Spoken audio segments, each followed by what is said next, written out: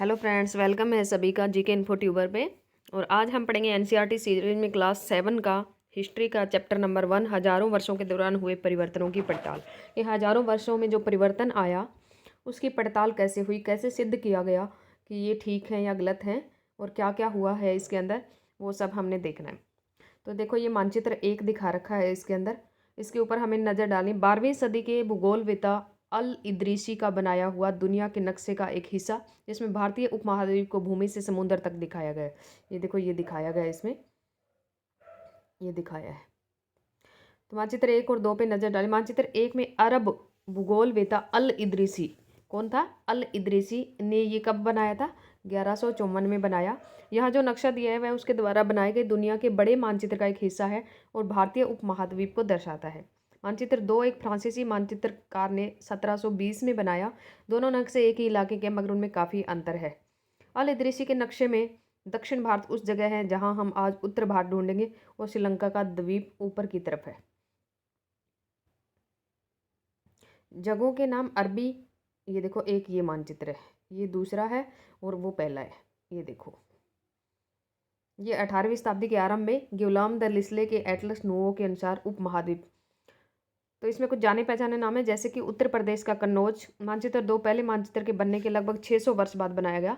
इस काल अवधि में उपमहाद्वीप के बारे में सूचनाएं काफ़ी बदल गई थी। ये नक्शा हमें ज़्यादा परिचित लगेगा, ऐसे लग रहा है ना देखते ही, जैसे इंडिया हमें साफ दिख रहा है। उसमें विशेषकर तटीय इलाकों के बारीक ब्यौरे देखकर आश्चर्य होता है। यूरोप के नाविक और व्यापारी अपनी समुद्री यात्रा के लिए इस नक्शे का इस्तेमाल किया करते थे। लेकिन अब भीतरी इलाकों पर नजर डालें, क्या इनमें भी उतने ही ब्यौरे हैं जितने समुद्री तट वाले हिस्से में? गंगा के मार्ग को देखें, इसे किस तरह से दर्शाया गया। इस मानचित्र में तटीय और भीतरी इलाकों के बीच में ब्यौरों और बारीकी का जो अंतर है, आपके ख्याल से इसका कारण क्या है? ये देखो,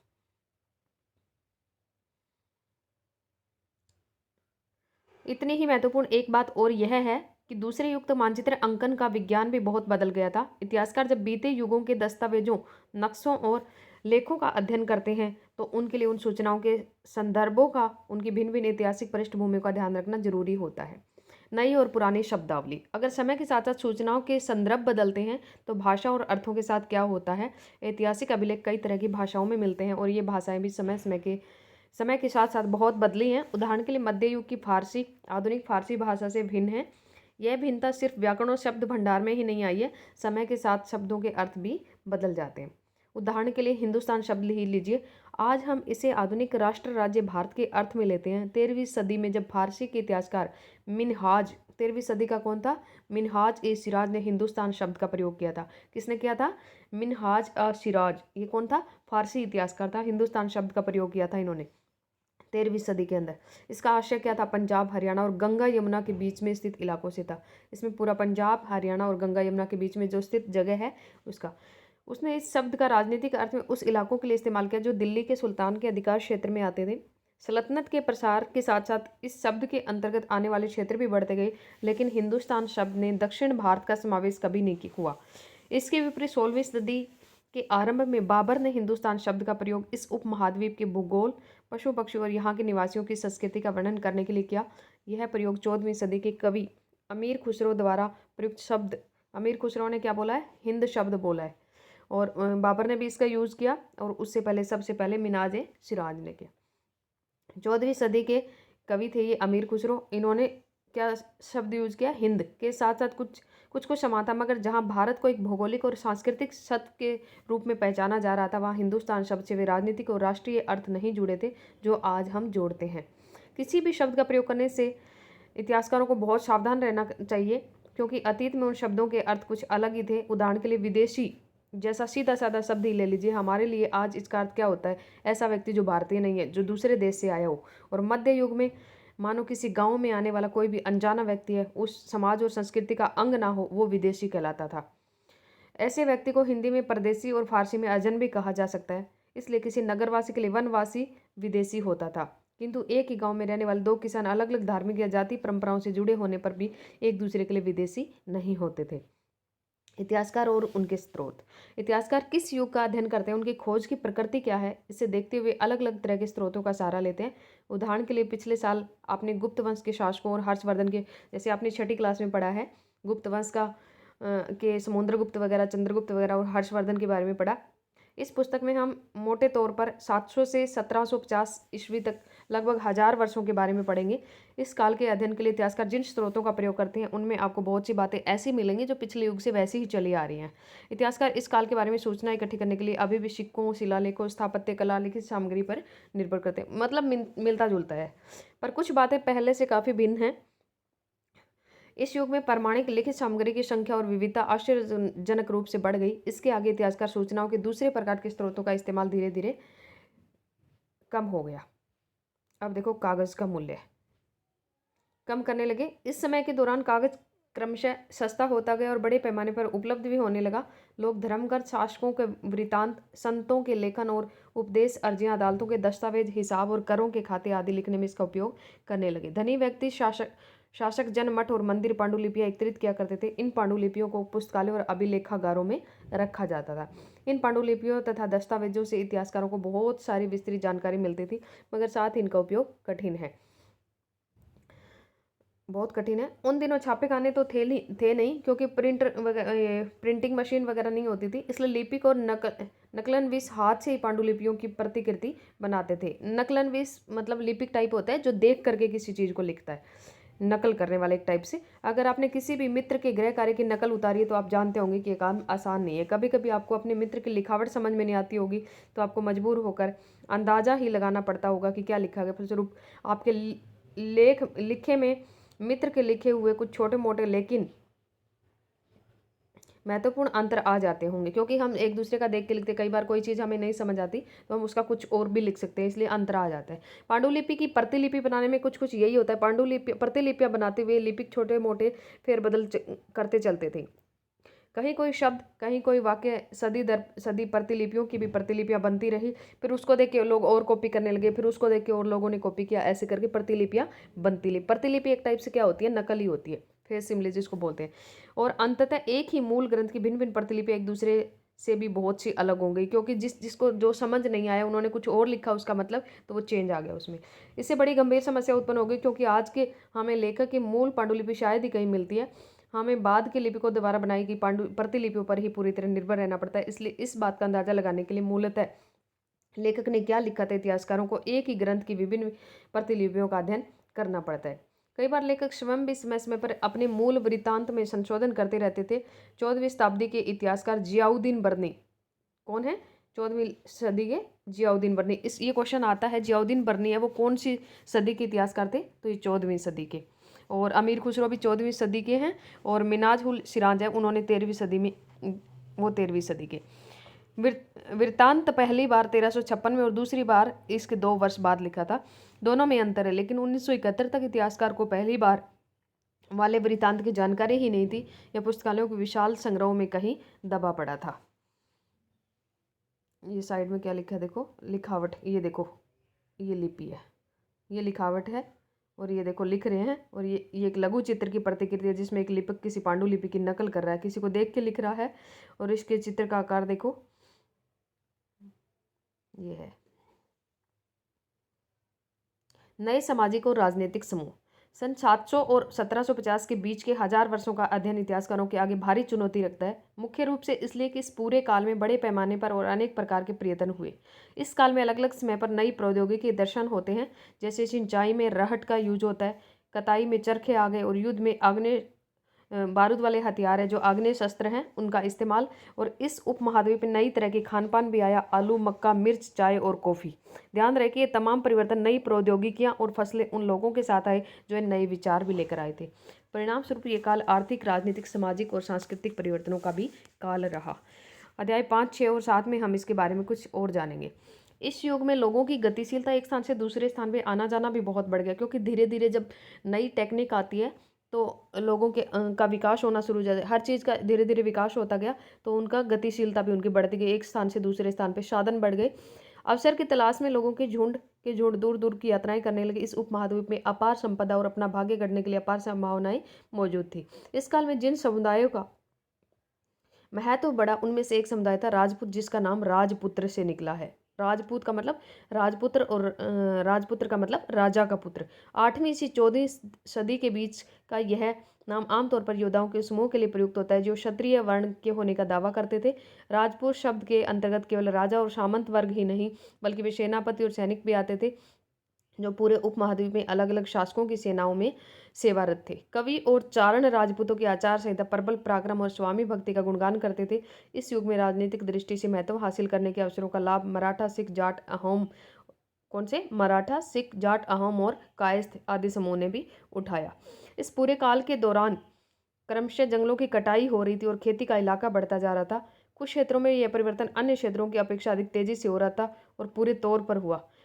पर्यावास में परिवर्तन के कारण कई वनवासियों को मजबूर होकर अपना स्थान छोड़ना पड़ा। पर्यावास क्या होता है? पर्यावास होता है किसी भी क्षेत्र के पर्यावरण और वहाँ के रहने वाले लोगों की सामाजिक और आर्थिक जीवन शैली।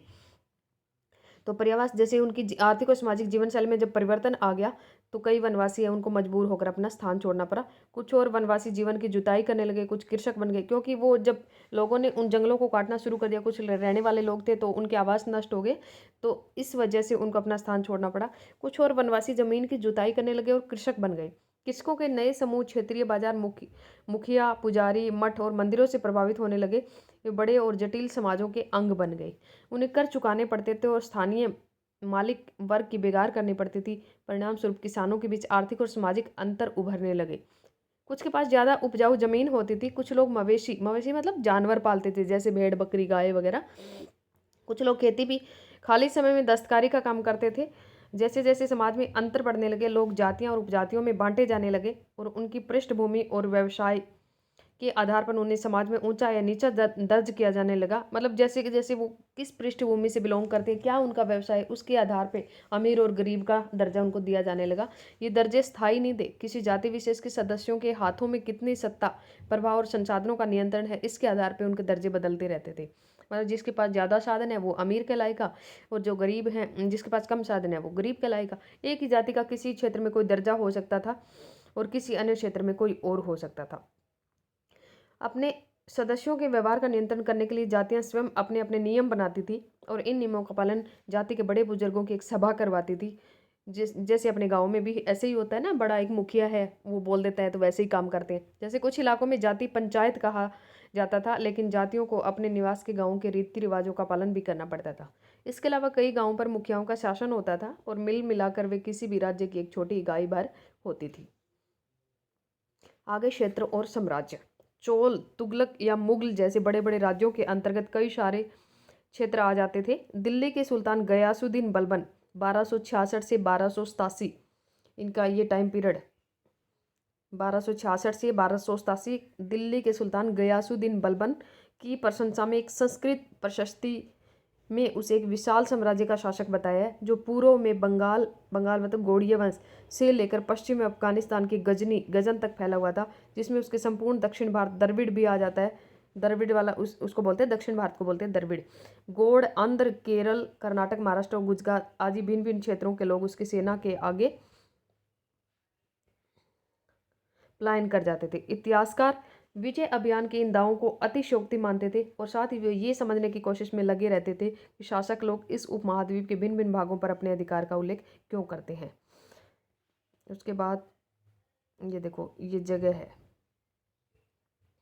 मिस्र के शिहाबुद्दीन उमरी द्वारा रचित मसालिक अल अबसर मी ममालिक अल अमसर के अनुसार मोहम्मद तुगलक के राज्यकाल में दिल्ली सल्तनत के अंतर्गत आने वाले ये प्रांत थे। ये देखो, सिविस्तान, उच्च, मुल्तान, कलानौर, लाहौर, समाना, सरसूती, कुराम, हांसी, दिल्ली, बदायूं, कन्नौज, कड़ा, अवध, बिहार, लखनौती, जाजनगर, मालवा, गुजरात, देवगिरी, तेलंगाना, तेलंग, दवार समुद्र और माबार, ये सब आते थे दिल्ली में उनके साम्राज्य के अंतर्गत। नेक्स्ट आगे है भाषा और क्षेत्र।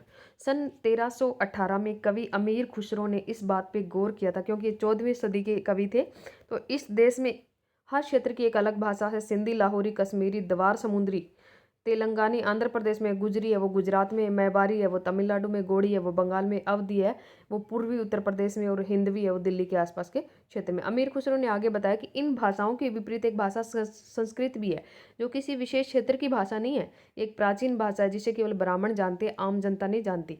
अमीर खुसरो द्वारा उल्लिखित भाषाओं की एक सूची बनाई है और उन एक सूची उन भाषाओं के नाम की बनाई जो उनके द्वारा उन क्षेत्रों में आज बोली जाती है। जो नाम एक से लेके उन्हें रेखांकित कीजिए और नाम भिन्न है उन्हें चारों ओर घेरा डाल दीजिए। सन 1700 तक कई क्षेत्रों में अपने अपने भौगोलिक आयाम तय हो चुके थे और उनकी अपनी भाषा तथा संस्कृत विशेषताएं स्पष्ट हो गई थी। और अध्याय 9 में इसके बारे में हम और अधिक डिटेल से जानेंगे। ये क्षेत्र विशेष शासक राजवंशों से भी जुड़ गए। इन राज्यों के बीच में काफ़ी टकराहटें चलती रहती थी। कभी कभी चोल, खिलजी, तुगलक और मुगल जैसी राजवंश अनेक क्षेत्रों में फैला एक विशाल साम्राज्य भी खड़ा कर लेते थे। ये सभी साम्राज्य समान रूप से स्थिर या सफल नहीं हो पाते थे। उदाहरण के लिए अध्याय 3 और 4 की तालिका 1 की तुलना कीजिए। खलजी और मुगल वंश के शासन कितनी कितनी अवधि तक चले वो हम देखेंगे आगे। 18वीं सदी में मुगल वंश पतन के ढलान पे था।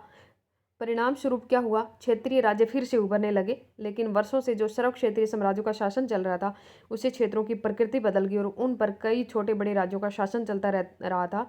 और उन राज्यों की बहुत सी बातें इस उपमहाद्वीप के अधिकतर भाग पर फैले इन क्षेत्रों को विरासत में मिली थी।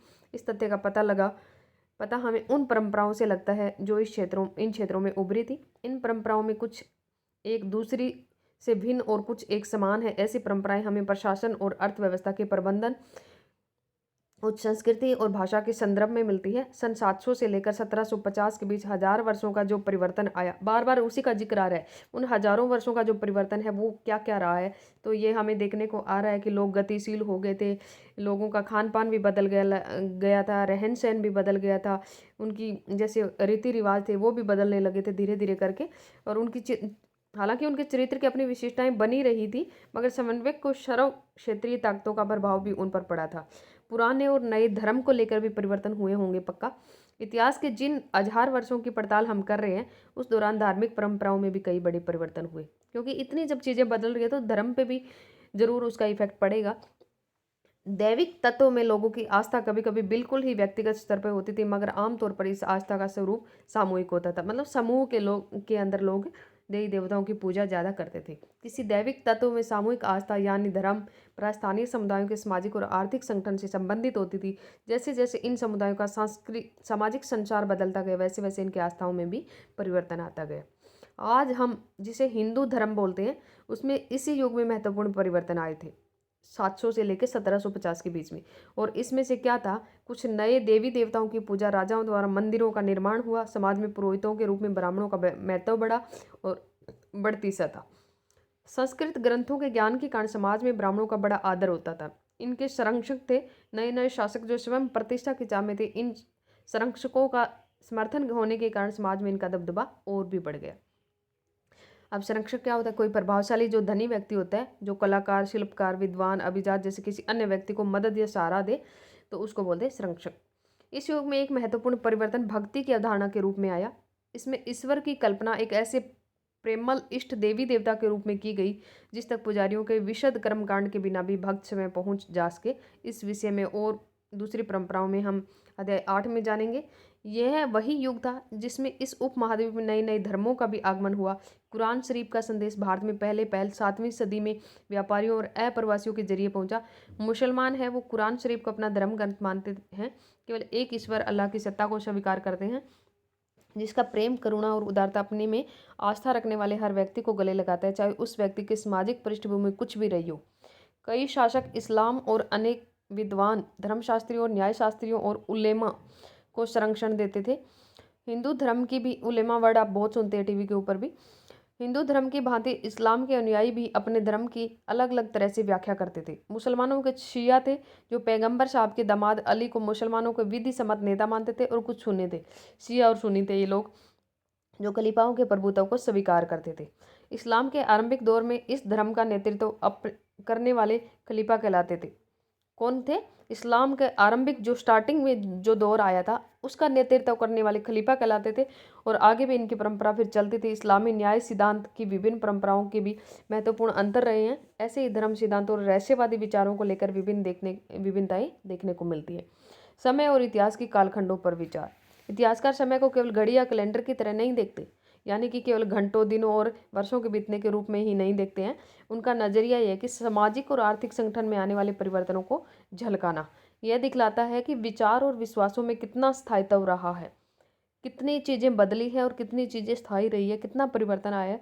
अतीत के समान विशेषता रखने वाले कुछ बड़े बड़े हिस्सों, युगों और कालों में बांट दिया जाए तो समय का अध्ययन कुछ आसान हो जाता है। 19वीं सदी में के मध्य में अंग्रेज इतिहासकार ने भारत के इतिहास को 3 युगों में बांटा। कौन था वो? आगे आएगा उनका नाम। 19वीं सदी के मध्य में आकर के अंग्रेज इतिहासकार थे और उन्होंने भारत के इतिहास को 3 युगों में बांट दिया। ये इंपॉर्टेंट क्वेश्चन है। हिंदू, मुस्लिम और ब्रिटिश। कौन से युग थे वो? हिंदू, मुस्लिम और ब्रिटिश। और यह विभाजन इस विचार पे आधारित था कि शासकों का धर्म ही एकमात्र महत्वपूर्ण ऐतिहासिक परिवर्तन होता है और अर्थव्यवस्था, समाज और सांस्कृतिक में और कोई भी महत्वपूर्ण बदलाव नहीं आता। इस दृष्टिकोण में इस उपमहाद्वीप की अपार विविधता की भी उपेक्षा की जाती है। इस काल के विभाजन को आज बहुत कम इतिहासकार स्वीकार करते हैं। जो जेम्स मिल थे उन्होंने ये बांटा था। अधिकतर इतिहासकार आर्थिक और सामाजिक कारकों के आधार पर ही अतीत के कालखंडों की विशेषताएं तय करते हैं। पिछले साल आपने जो इतिहास पढ़े, जो 6 क्लास का इतिहास है, उसमें प्राचीन समाजों में कई प्रकार का समावेश था। जैसे शिकारी थे, संग्राहक थे, कृषिकर्मी, शहरों और गाँव के निवासी, प्रारंभिक दौर में राज्य और साम्राज्य।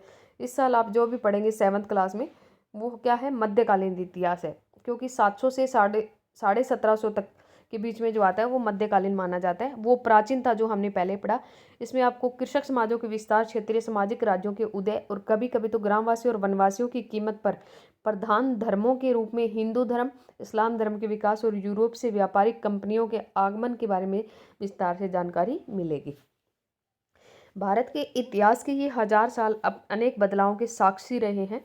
16वीं और 18वीं शताब्दियाँ 18वीं और 11वीं शताब्दियों से काफ़ी भिन्न थी। 8वीं और 11वीं शताब्दियों से काफ़ी भिन्न थी, इसलिए सारे काल को ऐतिहासिक इकाई के रूप में देखना समस्या से खाली नहीं है। फिर मध्यकाल की तुलना और प्राय आधुनिक काल से की जाती है। आधुनिकता के साथ भौतिक उन्नति और बौद्धिक प्रगति का भाव जुड़ा है। इससे आज से ये निकलता कि मध्यकाल है वो रूढ़िवादी था। मध्यकाल में क्या थी? रूढ़िवादिता बहुत आ गई थी। इस दौरान कोई परिवर्तन हुआ ही नहीं, लेकिन हम जानते हैं कि ऐसा नहीं था। मतलब ये सोचते थे, आशय निकालते थे ये ऐसे।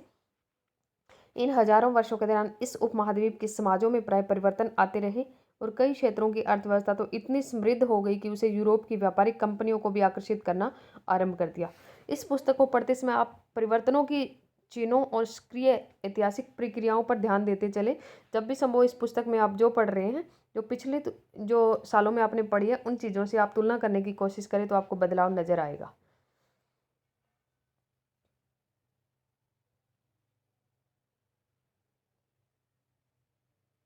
उसके बाद कुछ वर्ड है। पांडुलिपि, जाति, क्षेत्र और काल विभाजन। पांडुलिपि वही है जो नकल करके एक दूसरे को लिखते थे, हाथ से लिखने वाली। जाति का आपको पता है, क्षेत्र का भी आपको पता है, और काल विभाजन मतलब कालों का बंटवारा। कौन सा काल है, जैसे शताब्दियाँ बढ़ती गई। तो इसमें अगर और ज़्यादा हम करेंगे तो बहुत लंबा हो जाएगा ये लेक्चर, इसलिए आज के लिए इतना ही। और नेक्स्ट वीडियो में मिलते हैं नेक्स्ट लेसन के साथ में। तब तक टेक केयर, बाय बाय।